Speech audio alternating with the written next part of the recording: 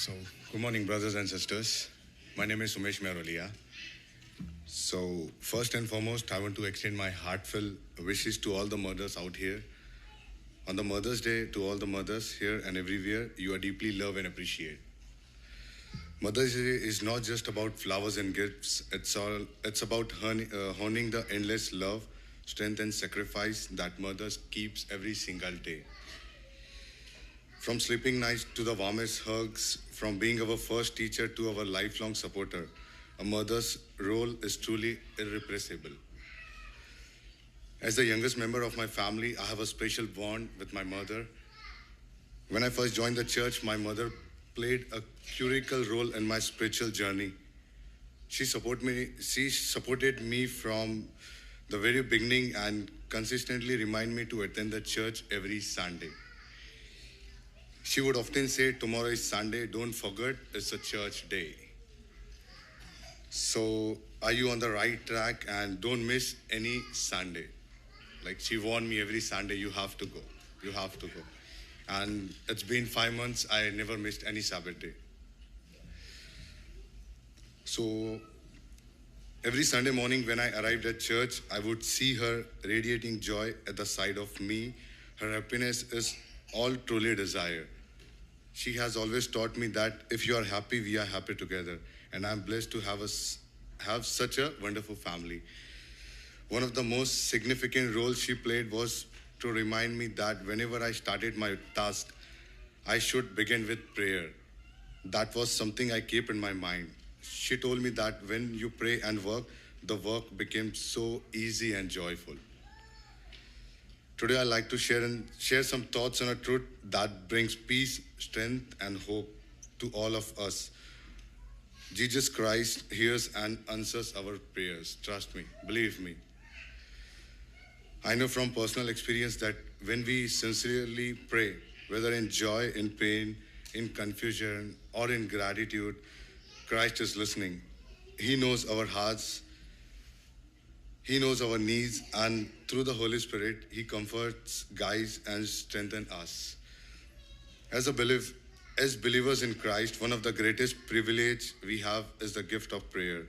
It's how we connect with God, express our hopes, express our gratitude, and seek His guidance. However, sometimes even through we pray frequently, it can feel like our prayers go unanswered. It's important to remember that God's answers come in various forms, and His timing is often different from us. Heavenly Father does indeed answer prayer. I used to work at a food truck before I, I joined the church. So we had an inspection schedule at the county, Santa Clara County. So and we began with the truck cleaning. So the owner, the Paul, we supposed to start the truck. So usually we used to keep the truck on the same place. We never moved the truck. So it's been 8 to 9 months. We just keep the truck over there, and the owner he just starting to play the doing the truck thing, and then the truck is not getting started. So it's over 10 minutes. We are doing the experiment for this, and then I was like, okay, and I go on a side and just started praying. That was my first time. And when I prayed to Heavenly Father and believe in His power to us to mend, the truck started in the second. I immediately informed Paul about the miracle and he was overjoyed. From that day forward, my faith has growing more stronger. Before I could even begin to pray, I learned from missionaries, include Darren and other members of the church. I firmly believe that Heavenly Father answers prayers during our visit to the Oakland Temple. I across come a quote on the wall that resonated deeply with me. O righteous Father, the world has not know thee, but I have know thee, and these have know that thou hast sent me. And I have declared unto them thy name and will declare it, that the love herewith thou hast loved me may be in them and I in them. The most profound aspect of prayer lies in its gradual growth of faith and deepening connection we establish with the God each day. So I would like to share a small miracle that happened, transpired on 2nd of April 2025. I was grappling with difficulties regarding my paycheck for the last boss because I got a new job, so I got promoted, so I just changed the job.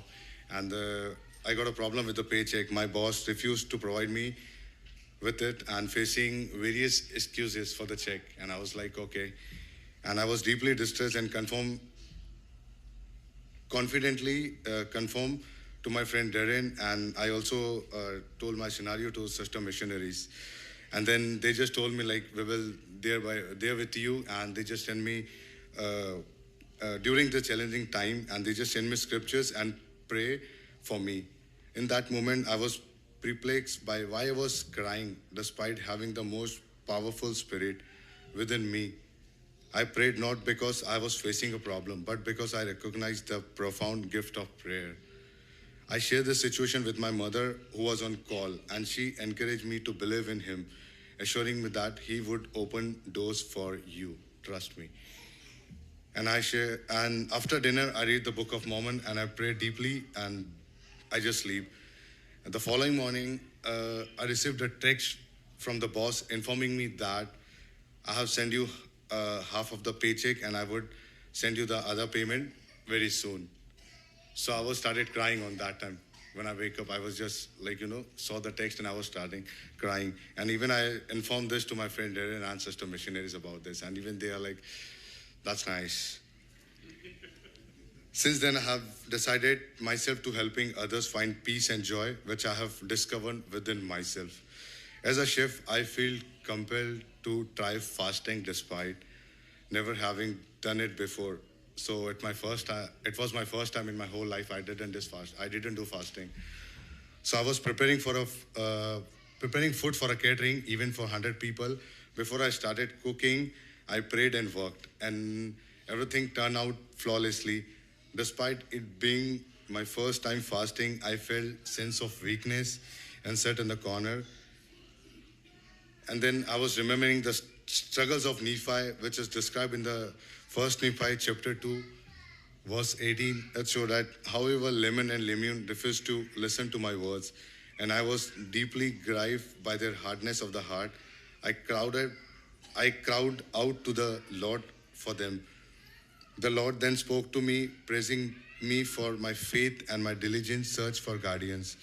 The Lord promised me that if I keep my commandments, I would prosper and be led to a land of promise, a land that I had prepared for me, a land of choice above all others.